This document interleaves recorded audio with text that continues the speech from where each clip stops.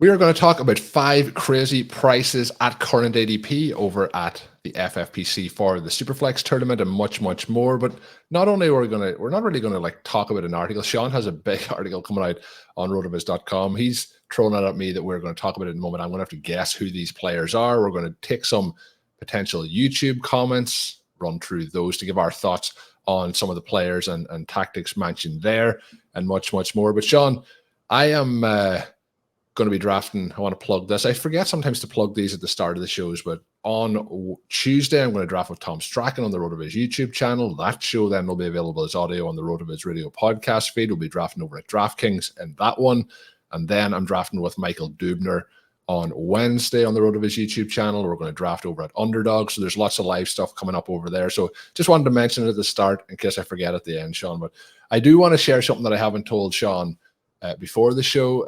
This past week as weekend has been Father's Day, but my daughter arrived home on Friday with a Father's Day card, Shawn, and I had to share this. People who have already been over on Twitter or X may have seen I had to go as far. Zachary Kruger, I sent him the picture and he said, you have to make that your profile picture. So this is currently my profile picture, Shawn, over on X, but I've even wore a green t-shirt today just to show people on video. And I think it's a pretty accurate representation of myself. So a 6-year-old daughter drew this. So I have to say I was pretty chuffed with that over the last couple of days.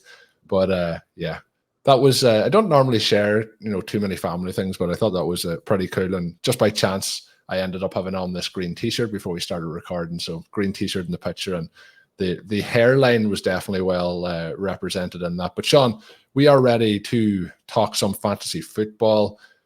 How do you want to kick this about? Do you want to jump straight into the FFPC conversation?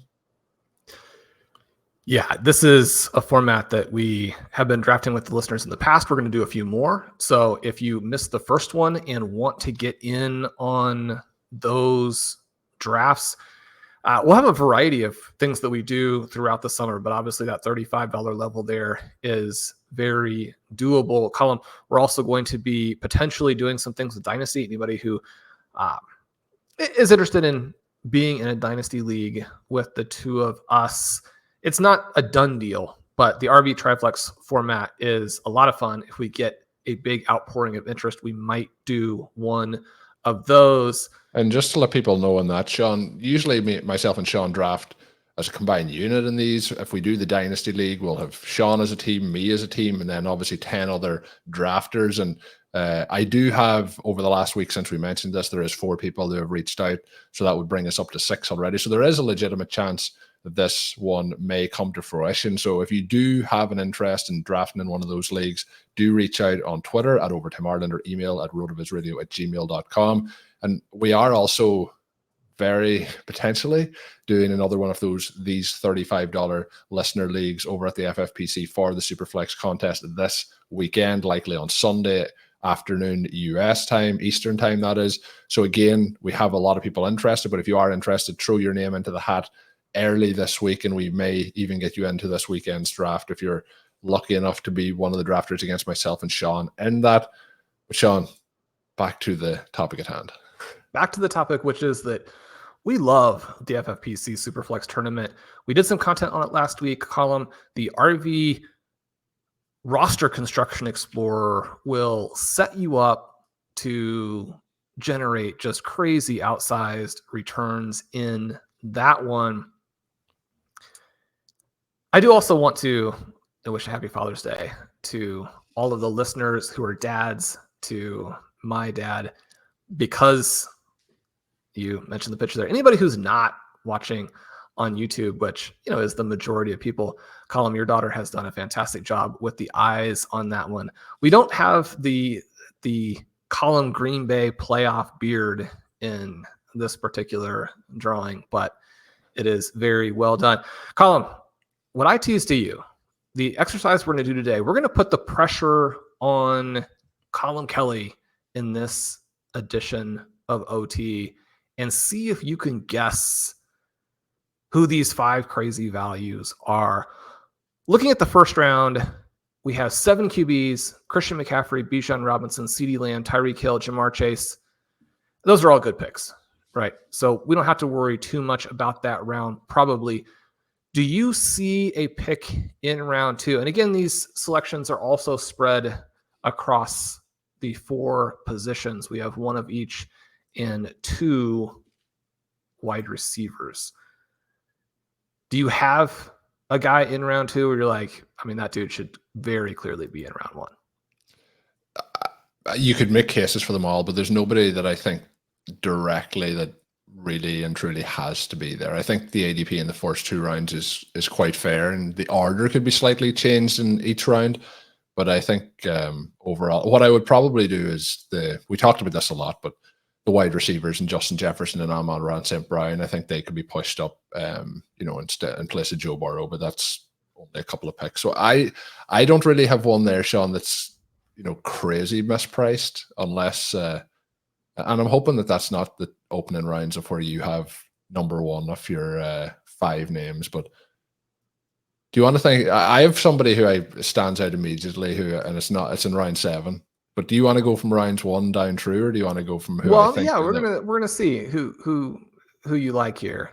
Do you have a buzzer sound on your panel that you can give? I have sounds here, Shawn. Let me see if I can pull them up. You've really put me on the spot with this one. I have a laughter sound. Is that any good to you? I have an applause sound. Can you hear that? I do like the fact that you missed in round 2 and you gave yourself applause. That is the right way to do it. Is it a quarterback in round 2?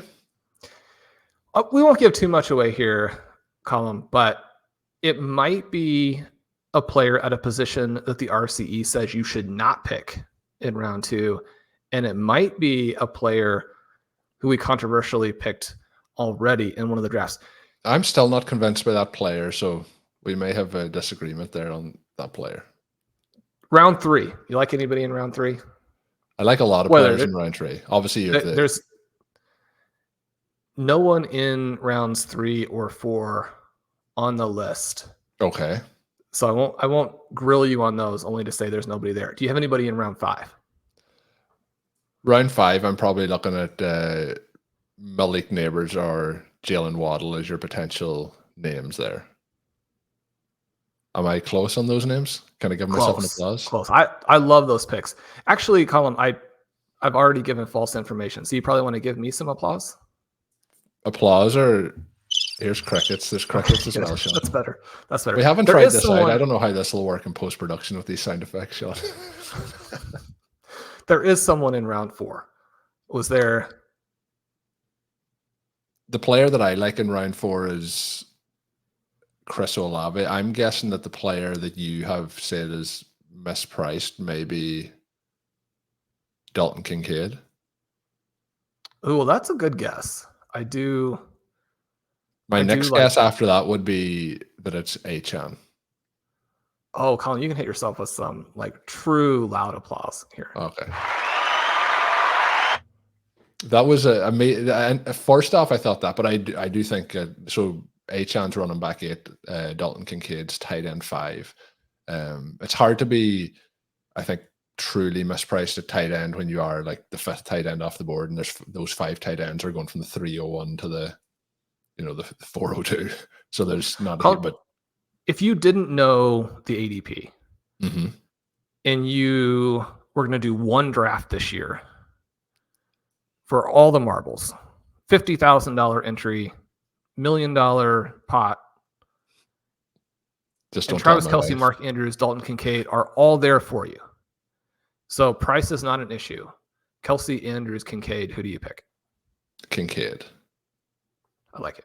The reason for that, I just think, and there was quite a few comments in recent weeks about, you did a show with Ben about the Buffalo Bills and, who would be the main factor and who would Josh Allen bring along to be the superstar fantasy asset. And there was a lot of talk around, it won't be anybody. But realistically, looking at this offense, heading into his second season with how last year finished, there's the chance this year that he completely outshines even Trey McBride and Sam Laporta.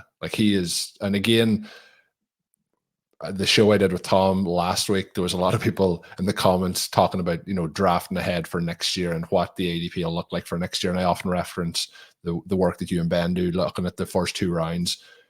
there's no question looking at the trajectory of those guys that Kincaid could easily pass the two veterans there that they named. But again, I also will admit that I have, I was going to say a slight bias, probably a large bias to younger players. I love that you have kind of framed it in those terms, because when you go through and think about what the ADP is likely to be for 2025, I would be very surprised if Laporta, McBride, and Kincaid are not separated from Kelsey and Andrews, both of whom I still expect to be good, both of whom I still expect to be playing. It sounds like Travis Kelce, has in mind at least 2 more years. And some of that could simply be that the players are all good enough this year that with 1 more year, people are comfortable drafting Kincaid that high. And they're saying 2025 will be when they separate.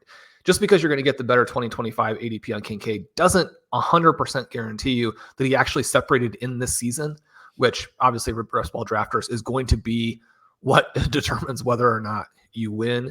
But I think the chance for him to jump them, especially when you consider the fact that all 3 of those guys are going to catch passes from elite quarterbacks, but Dalton Kincaid has essentially no competition.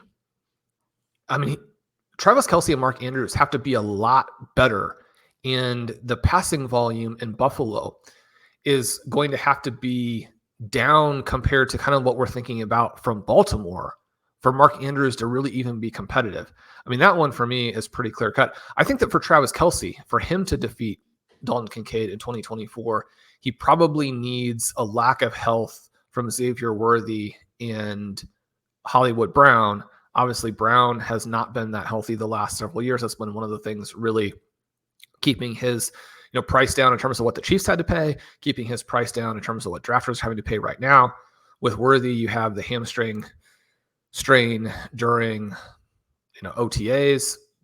That probably doesn't matter, but it's never the thing that you're hoping you're going to start getting early in summer workouts. And then obviously with Rashee Rice, you don't know what the deal is. If those 3 guys are healthy and playing in the second half of the season, I just don't think Travis Kelce's price makes any sense at all. So I love the way that you have framed that. HN I'll talk more about in the article. That was a really strong guess there. I don't think he's quite as strong a play as Jahmyr Gibbs. I do think that Gibbs in the second half of round 2 and HN in the second half of round 4, you've got some room to work there with the relative pricing and scoring levels of those 2 players. Yeah, the players that are available around them. For example, the kind of thought experiment I would do there is the 2v2s of who you can have with a Gibbs, and then what's available at wide receiver, for example, in the 4th versus going the opposite direction with the wide receiver in the 2nd and the running back in the 4th. So we'll move on though, Shawn. The 5th round, is there a name? Do I have to guess anyone in the 5th round, or is there nobody in the 5th round that makes the list? There is. Your guesses were good. We'll leave that for the listeners. That's a surprise. Yes. They're not right, or they're not in between. We just don't know. We just don't know. But round 6, Stefon Diggs, we're going to get to in a moment. He is someone who is very controversial for 2024. We've gotten some YouTube comments saying that he is undraftable. Yeah. I will make the case here in a moment that not only is he not undraftable, but he is one of the craziest prices in the entire draft landscape. Before we get to that, Colm, round 7, is there a crazy price here? We're into round 7. So looking through the names, I'm going to work through this. We have Will Levis, Alvin Kamara, Tank Dell, Kenneth Walker, T. Higgins, David Njoku, George Pickens, Amari Cooper, Brock Bowers, Hollywood Brown, Christian Kirk, and Derek Carr. And I'll just leave a pause here for 1 second for the listeners to make their guess who they think it is. I would be astonished, Shawn, if it's not Brock Bowers that becomes the answer to this question. So Tight end 11. It should be the only answer. I don't. Can I give myself an applause? There cannot be a different person. Yeah. Is it Brock Bowers?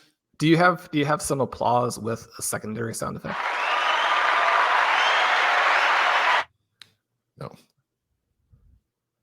No secondary. Colin, this is the first time we've included sound effects in the show in 4 or 5 years ever. Yeah, well, we haven't really done sound effects. What we have done is we've played some clips of, bowl predictions from some of our favorite people in the industry and things like that from time to time. We've played clips of stuff, but not the actual sound effects. I could have added sound effects that would have been more interesting if I knew this was coming up. The listeners are probably like, and if you wait another 5 or 6 years to do sound effects again, that'll be too soon. Yeah, that'll be too soon. Yeah. Brock Bowers versus Evan Ingram in the middle of round 5. Same thing, $50,000 entry. Price is not an option, or it's not a consideration. It has to be a difficult question, Shawn. Okay, that's a difficult question. I got you. So, Colm, I had a rim shot for that. Stefon Diggs, wide receiver 24, middle of round 6, a few picks ahead of Geno Smith. At this point, Aaron Rodgers, Baker Mayfield, Deshaun Watson are already off the board. Names at the running position, the running back position. All these positions, we hope the guys are occasionally going to be running. Rachaad White and Joe Mixon are off the board. This is 2 wide receiver slots, but almost around ahead of Tank Dell. But it is 2 full rounds behind Nico Collins. Before we break down some of the stats, just kind of your emotional response or your instant feedback when asked the question of how would you rank the 3 Texans receivers, and give a sense too of how close whoever you put in the middle is either to the top guy or to the bottom guy. I think if this is like dynasty, and I think maybe that's where some of the, we talk about adapting the mindset between these guys. And I think, Diggs is obviously a veteran receiver who you could say, we talked obviously about Dalton Kincaid in the situation there that like the Buffalo Bills could really do with a wide receiver the caliber of Stefon Diggs. So his play declined at the end of last season. We have a situation where he's obviously older, much older than the guys that we're talking about here. So with that in mind, he's a declining asset and dynasty in particular. And he's probably not going to, as we talk about, progressing back up the ADP charts. He's wide receiver 24. Will he get to wide receiver 14 next season again with a big season? That's probably unlikely, but could he still have multiple productive seasons in this system with CJ Stroud? That is a definite yes to that question. So again, with a slight bias towards younger players and factoring in the Tank Dell is coming off, you can say different severities of injuries. It is still a very serious injury to recover from. So with that, I think that he is the third option. And I do think the ADP is right in terms of Diggs and Collins, but the gap between them, I think, is more a 1A and 1B rather than wide receiver 12 in the 4th round, where it is at the minute, and wide receiver 24 in the middle of the 6th round. I think it's closer than that. So if you were talking about which player at ADP would you rather have on the roster, a bit like you were talking about with the Gibbs and Achane kind of scenario, the lesser cost option of that and Stefon Diggs, I think at the end of the season, they're probably relatively close. I think there's the kind of recency bias of what we've seen Nico Collins do down the stretch and what we've seen from Stefon Diggs in the latter part of last season, and the different trajectories of both of those that are causing the effect in ADP. When I looked, though, Shawn, at the 6th round and the player, I'm having a hard time not saying that most of these tight ends in every round are the most mispriced player, because we have George Kittle in there as well. And the other player that I think could prove to be, there's actually a couple of names in here. Zay Flowers is somebody I think the trajectory is very high heading into this season. But Cooper Kupp is wide receiver 21 at the start, the 602. And we have Puka Nacua, wide receiver 8. At the end of the 2nd round. And that's another one where I think that the veteran may be getting cast aside to that degree. Colin, you mentioned some interesting prices there, and I do think that George Kittle is another player who should be more expensive. The interesting dynamic specifically in this format, which is one of the reasons that we're working through the exercise in this way. Now, again, if you don't love this format, the player notes and the explanation for, why they're probably undervalued. I mean, those things go across formats. The very specific element of being, surprisingly undervalued in a given format is interesting here too, though, in terms of if you have names that you like, but you're worried about your exposures, one of the things that you can do, which will obviously get your exposures a little bit higher or lower maybe than you would otherwise think for a specific format, but you can play them format by format and get a little bit higher exposure in the formats where they're very favorable, a little bit lower exposure in the formats where they're being valued more closely together. You mentioned Kittle. It's probably exploitable that Brandon Ayuk is the 411 while Deebo Samuel is the 511 while George Kittle is in the middle of round 6. And so this would probably not be the format to really load up on Ayuk. Now, having said that, Zachary Kruger and I just selected Ayuk because he did fall to us at a very nice discount. So if you're going to get that guy at an ADP discount, then you still might take that. So you get your exposure in the particular league or in the particular format in leagues where you couldn't get an ADP discount to the price that maybe didn't make sense overall. So that was a little bit wordy, but I think the listeners probably understand what I'm saying there. It's interesting when we talk about Stefon Diggs, and he's directly behind in this league, in this format, a DK Metcalf. Now, these guys are different ages, right? But you're talking about two different offenses where you have three interesting receivers. And one of them projects to be unbelievably explosive, and the other one is still very much an enigma. Now, it doesn't mean that the Seahawks couldn't be explosive too. Hopefully they will be. But I think that the natural thing to think with this DK Metcalf versus Stefon Diggs price is that, well, even if one offense is more explosive than the other, in the one offense, you're getting the number one guy, and in the other offense, you're getting the number two guy. The problem is I don't think that we can be nearly that certain about what Stefon Diggs is going to do. Now, it's interesting when you pull up their numbers from last season and you compare Diggs and Collins, because they both draw targets at a 28% rate in terms of per route. That's very high, puts them in the elite category. But Collins averaged 11.9 yards per target, whereas Diggs was at 7.3. So you're talking about a 4.5 yard difference per target in terms of how efficient the two players were. Now, and so obviously that gives Collins a much, much higher yard per route. And, when you're working through and figuring out these yards per route numbers, you want to understand what part of that is drawing targets, what part of that is the per target efficiency. I'm certainly not saying that the efficiency numbers will be even in 2024, but you go through and look at some of the other numbers. The weighted targets per route for both guys is 0.72. The ADOT for both guys is 10.8, 10.9, basically identical. The Whopper for Stefon Diggs, which is air share, is massively higher than it was for Collins. So the big thing that you're thinking through here is that, it's not going to be the same environment at all for Nico Collins in terms of drawing targets with Diggs there. It also won't be the same environment for Diggs. But when we work through kind of who Diggs is, I think it does make sense to look at the big picture. And there's going to always be some pushback from people saying, if you're going to pull in these seasons that are a long time ago, that's less relevant for predicting the current season.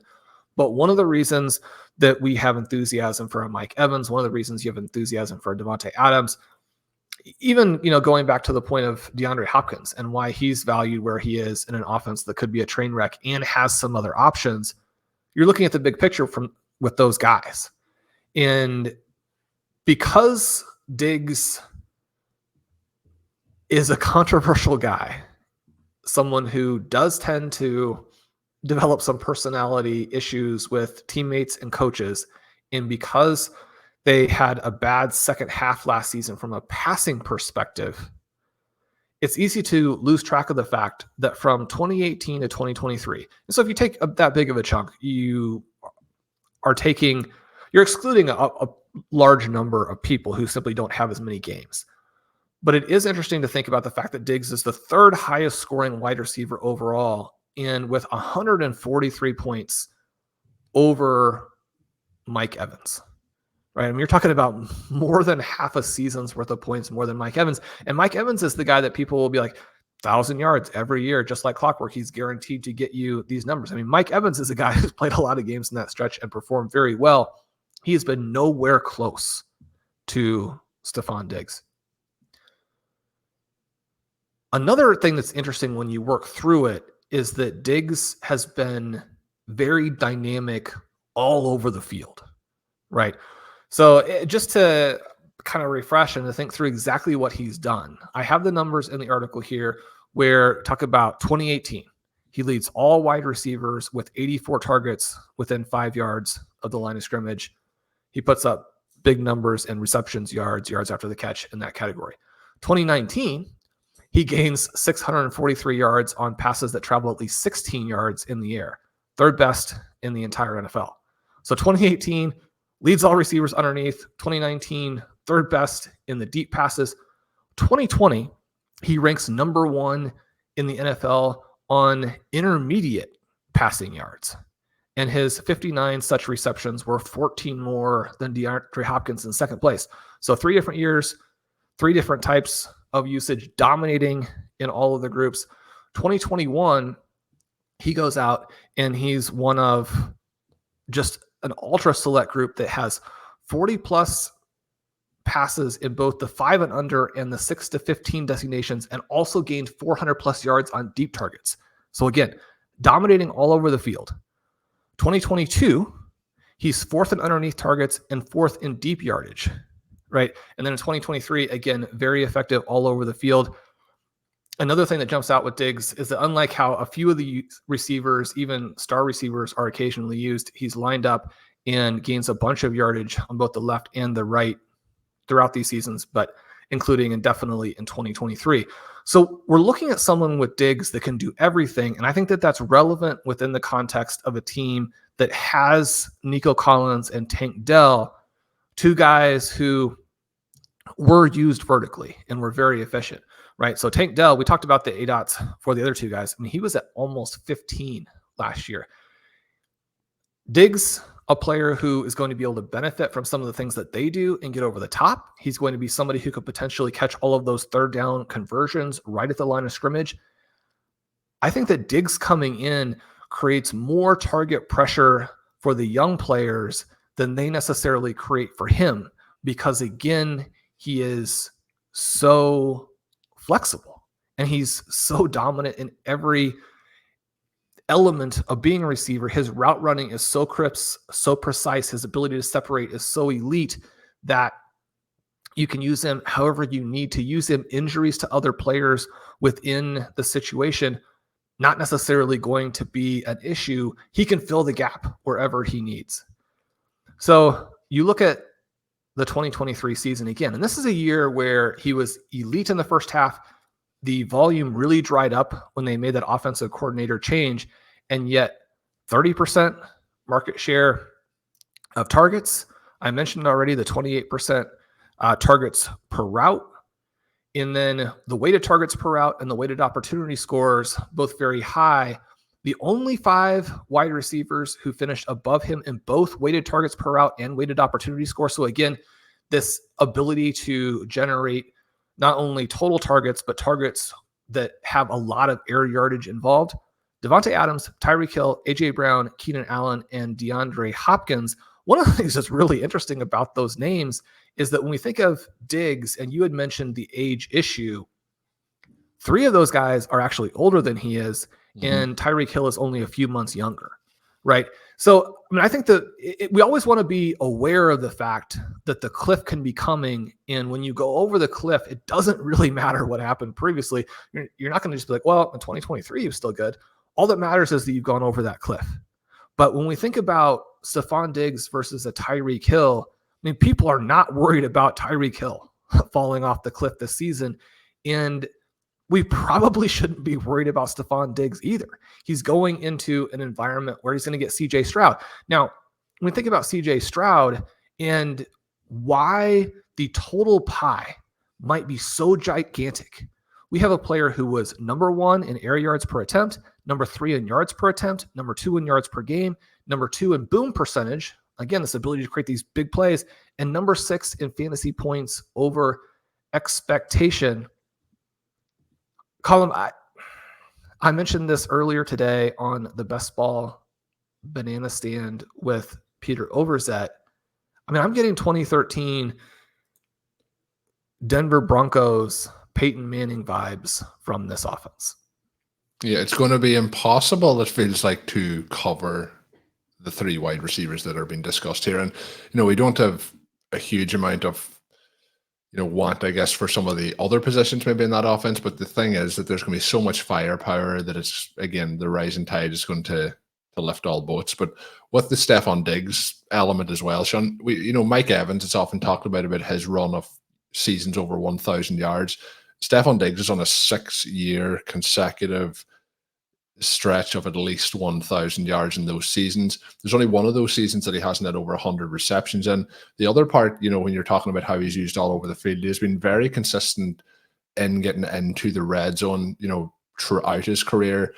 He has one season in those last 6 years of 6 touchdowns, but pretty much since he came into the league outside of his first 2 seasons, he's kind of been in that 8 or above range with 2 double-digit touchdown seasons. So it's not a case that it's just going to be one way that he gets those fantasy points or gets used. He kind of can be, as you pointed out, just multitude of ways, but also in the red zone or on deeper touchdowns as well. So the case has been made. We'll see if people agree, Shawn, but the article, as we teased at the start, will be coming out with lots more information and notes along with that. But hopefully people have enjoyed listening into some of the players that we think are vastly, or that Shawn thinks, I guess, that are vastly overrated that I had to guess, and then I shared some of the other names as well. But that will be coming to rotoviz.com in the very near future. My name is Colm Kelly. You can follow me on Twitter at Overtime Ireland. My co-host is Shawn Siegele. And of course, if you are signing up over at rotoviz.com, you can use that code RVRadio2024 at checkout to get yourself a 10% discount. We'll be back with more shows as the week progresses, so make sure you are subscribed to the RotoViz Overtime podcast feed. But until we are back, have a good one.